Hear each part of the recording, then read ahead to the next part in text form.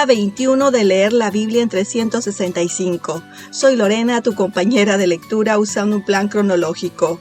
Bienvenido al podcast de Alrededor de mi Mesa. Amigos, continuamos con el banquete en Génesis 27, 28 y 29.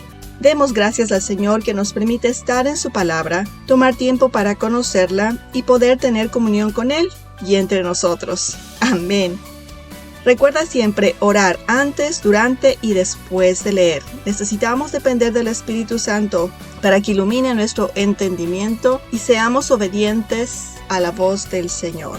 Desmenucemos Génesis capítulo 27, versículos del 1 al 4. La impresión de Isaac es que su muerte se aproxima. Según cálculos, en este punto tenía 137 años. Exacto, 137 años. De ahí la urgencia de dispensar la bendición. No es extraño que sufriera algunas de las condiciones propias de la ancianidad como la ceguera. Sabemos por Génesis capítulo 35, el verso 28, que vivió 40 años más. Si tomamos en cuenta Génesis 26, 35, y si Isaac y Rebeca lamentaban la elección de esposas de Esaú, era bastante obvio que él no calzaba para ser el vínculo de la bendición patriarcal. Además, Isaac ignoró las palabras que Dios le dijo a Rebeca en Génesis 25, 23. El mayor servirá al menor. Esaú despreció la primogenitura. A Isaac le agradaba Esaú. Decidió tratarlo como el mayor y concederle la bendición de la primogenitura. Otra impresión que da este pasaje es la del aire de secreto. Normalmente la bendición se habría dado reuniendo a toda la familia, porque en realidad era un testamento oral en el que se determinaba la disposición legítima de todas las posiciones del padre de familia. La distribución de la riqueza familiar debía ser hecho en presencia de todos los interesados. No existía esta atmósfera de conversación entre Esaú e Isaac, ni Jacob ni Rebeca estaban presentes. Este asunto se estaba resolviendo solo entre dos partes interesadas. Isaac no vio que dispensar la bendición era un encargo de Dios, que él debía administrarlo, siguiendo el mandato de Dios.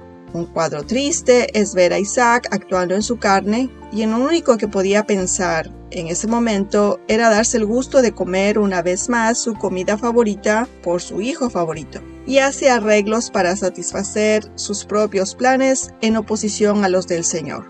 El plan clandestino de Isaac fue descubierto por Rebeca. Ella escuchó que Isaac tenía la intención de transmitir sus bendiciones a Esaú, excluyendo por completo a Jacob. Versos 6 y 7. Cuando Esaú salió a cazar, ella, indignada del secreto plan de su esposo de bendecir a Esaú, llamó a Jacob y comenzó a idear un plan para engañar a su esposo para que le diera la bendición a Jacob. Versos 8, 9 y 10. Rebeca, en lugar de confiar en el Señor para cumplir su mandato, ella siente la necesidad de actuar y trama su propio engaño. Ella le dijo a Jacob que cocinaría la carne de 2 cabritos de la manera que le gustaba a Isaac, y Jacob podría llevarle la carne a su padre y fingir ser Esaú. Esta es mi sencilla opinión. Tiendo a pensar que Rebeca ya había concebido este plan con anticipación. Solo una gran desesperación o astucia puede llevar a pensar a una persona que un hijo con una apariencia totalmente diferente al otro pueda suplantarlo con éxito y lograr convencer a su padre. Y si contamos con los minuciosos detalles de las pieles de cabra para cubrir los brazos y cuello, cómo en unos pocos momentos pudieron haber sido preparados o confeccionados tan bien como para engañar a Isaac. De todas maneras, este plan era increíble. Versículos 11 al 14. Literalmente, Jacob reconoce que aprovecharse de la ceguera de su padre sería una burla y teme que el plan no funcione y que lo maldiga en lugar de bendecirlo. Su madre Rebeca afirma su voluntad de soportar las posibles consecuencias de su plan, asegurando que asumiría la maldición si las cosas salieran mal. Versículos 15, 16 y 17. Rebeca trajo la ropa de Esaú y se la dio a Jacob. Incluso le puso la piel de los cabritos en las manos y el cuello, porque sabemos que Esaú era un hombre velludo. Cuando la comida estuvo preparada, ella envió a Jacob a hablar con Isaac. Bueno, Dios prometió que Jacob recibiría la primogenitura. ¿Necesitaba participar de este engaño con su madre? No. ¿Necesitaba timar a su hermano para que le vendiera la primogenitura por un plato de lentejas? No. Creyendo Jacob que la primogenitura era suya, entró en el engaño y voluntariamente mintió a su padre para recibir las bendiciones. Versículos del 18 al 30. Jacob se acercó a su padre y cuando le preguntó quién era, Jacob mintió y dijo: «Yo soy Esaú, tu primogénito». Isaac inmediatamente sospechó de la rapidez con la que Esaú había ido a cazar y preparar la comida. Le pidió a su hijo que se acercara a él para poder sentirlo. Al tocar sus manos, Isaac respondió: «La voz es de Jacob, pero las manos son de Esaú». Isaac volvió a preguntar: «¿De verdad eres mi hijo Esaú?». Y Jacob volvió a mentir: «Lo soy». Satisfecho de que en realidad era Esaú el que estaba frente a él, Isaac bendijo a Jacob. Isaac pronunció sobre Jacob una bendición de prosperidad, poder, preeminencia sobre sus hermanos y protección sobre sus enemigos.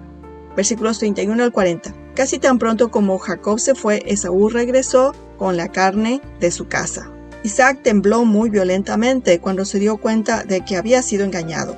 Isaac le contó a Esaú cómo Jacob lo engañó y cómo ya le había dado la mayor bendición y no podía revertir lo ocurrido. Esaú gritó con un grito muy grande y amargo. Le preguntó a su padre si le quedaba alguna bendición para él. Isaac bendijo a Esaú, pero le dijo que sería el siervo de su hermano. Versículos 41 al 46. Esaú planeó matar a Jacob después de la muerte de su padre. Rebeca aconseja a Jacob ir a Harán, a la casa de su hermano Labán.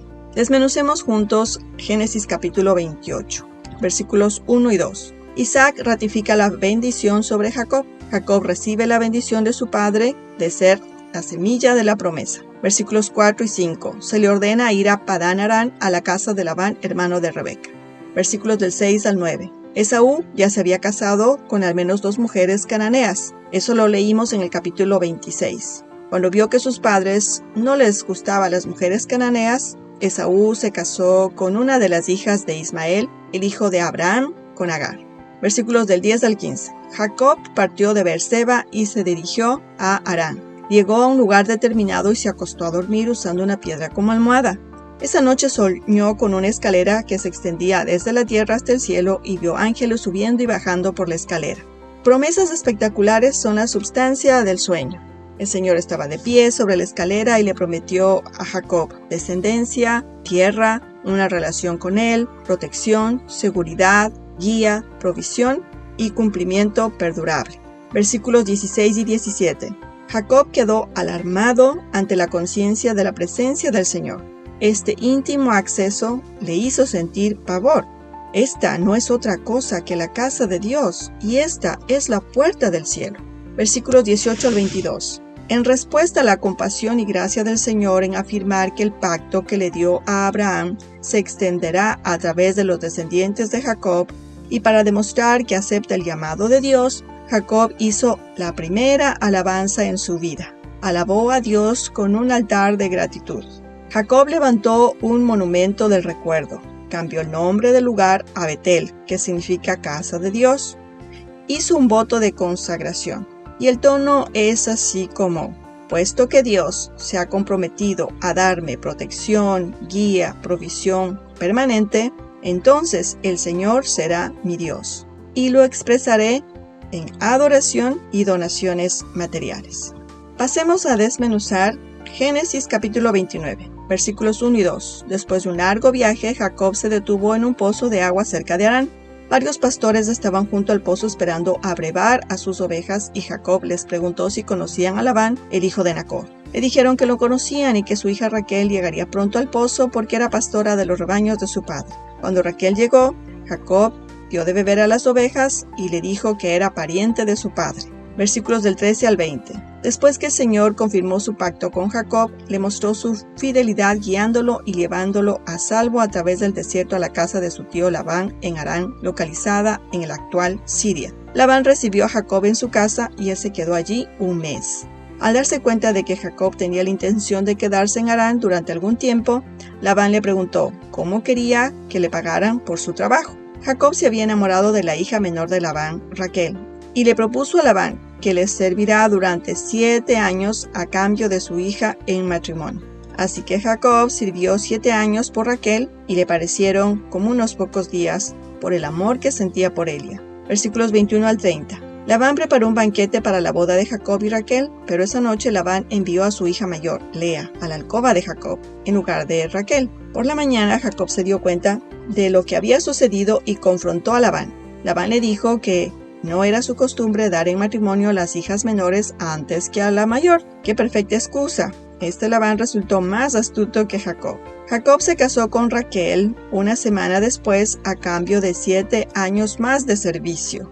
Versículos 31 al 35. Así que Jacob consiguió 2 esposas con una semana de diferencia, lo que creó una situación de rivalidad bastante grande. En la lectura de hoy creció más mi compasión por Lea. A Lea se le impone un marido que no la ama y es suplantada por su hermana inmediatamente después de la luna de miel. Lea le da 4 hijos a Jacob. ¿Y adivina qué? Esto subraya que es la madre de la simiente prometida. Mientras tanto, Raquel era estéril. Lea era menos amada que Raquel y el ojo del Señor estaba sobre ella, la aborrecida, y la favorece por la falta de afecto dándole hijos. El primero lo llama Rubén, que significa «He aquí un hijo, el Señor ha mirado mi aflicción». Lea había aprendido a ver al Señor en su camino. Al segundo hijo le llama Simeón. Él había orado y el Señor la oyó. Su tercer hijo, Leví, significa unido. Su esposo no podría ser indiferente y no sentirse apegado a la madre de sus 3 hijos, ¿verdad? A su cuarto hijo lo llama Judá, que significa alabanza. Entonces la esposa principal, pero no la preferida, es la madre de la descendencia en la que todas las naciones serán bendecidas.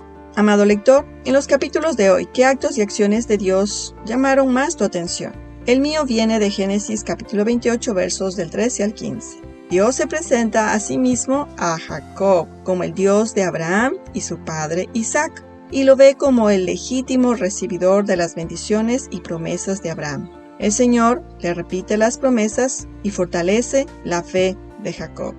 Todo esto a pesar de que Jacob no se arrepintió y de todas las cosas que había ocurrido.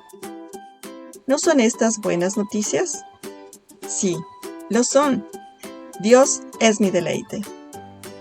Si has leído tu Biblia hoy, es asombroso. No faltes al banquete de mañana en Génesis capítulos 30 y 31. Y si estás fuera de horario, pide al Señor que ayude a reconectarte, a desarrollar el hábito si no lo tienes. Él tiene grandes cosas para mostrarte. Me despido recordándonos que la mesa produce una íntima conexión y la hospitalidad es un cambio en el mundo. Será hasta la próxima.